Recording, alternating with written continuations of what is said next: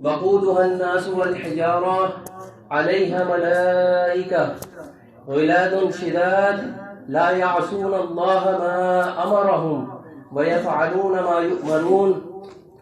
سورۃ التحریم آیت نمبر 6 آپ کے سامنے تلاوت کی. 28واں پارہ پرانی ترتیب کے لحاظ سے 66ویں سورہ، ترتیب نزول کے اعتبار سے 107ویں، 2 رکوعات اور 12 آیات پر مشتمل یہ مدنی سورہ. اس سورہ کا نام تحریم، اس کے معنی ہیں کہ کسی چیز کو حرام کر دینا. وجہ تسمیہ اور شان نزول کے حوالے سے یہ روایت آتی ہے کہ نبی صلی اللہ علیہ وسلم نے اپنی 2 ازواج کے کہنے پر شہد نہ کھانے کی قسم کھا لی، اور پھر یہ آیت نازل ہوئی سورہ کی پہلی آیت کہ یا ایھا النبی لما تحرم ما احل اللہ لک تبتغی مرضات ازواجک، کہ اے نبی صلی اللہ علیہ وسلم آپ کیوں حرام کرتے ہیں اس چیز کو جسے اللہ نے آپ کے لیے حلال کر دیا، کہ آپ اپنی بیویوں کی رضامندی چاہتے ہیں. اس واقعہ تحریم کی مزید تفصیل بخاری کتاب الطلاق اور کتاب التفسیر میں مل سکتی ہے. اسی طرح سے صحیح مسلم بھی اس واقعے پہ روایت کتاب الطلاق میں لے کر آئے ہیں. اللہ تبارک و تعالی اس تلاوت کردہ آیت میں بیان فرماتا ہے کہ اے ایمان والو، بچاؤ اپنی جانوں کو اور اپنے اہل و عیال کی جانوں کو جہنم کی آگ سے، جس کا ایندھن انسان اور پتھر ہوں گے. اس آگ پر فرشتے ہیں تندخو اور سخت، جو اللہ انہیں حکم دیتا ہے اس کی نافرمانی نہیں کرتے، اور وہی کرتے ہیں جو انہیں حکم دیا جاتا ہے.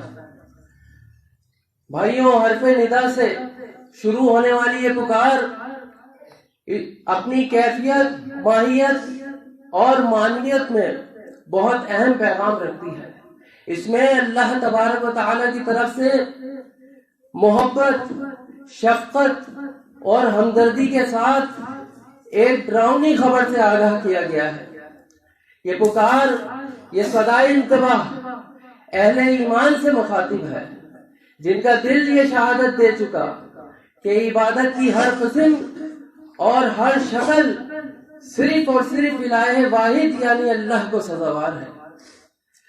وہ اپنے ایمان کو شرک کی ہر قسم کی ملاوٹ سے پاک کر چکے. اطاعت کا مرجع رسول اللہ صلی اللہ علیہ وسلم کے اسوہ حسنہ کو تسلیم کر چکے، جنہوں نے یہ جان لیا کہ مالک یوم دین کا جزا و سزا کا قانون اٹل ہے.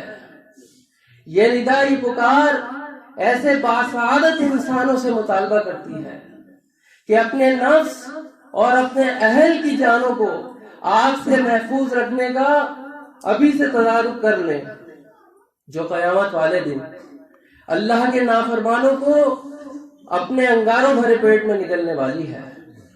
اس آگ کی شدت کی خصلت آیت کا اگلا حصہ کرتا ہے. فرمایا کہ وقودها الناس والحجارہ، کہ اس آگ کا ایندھن لکڑیاں نہیں بلکہ انسان اور پتھر ہوں گے.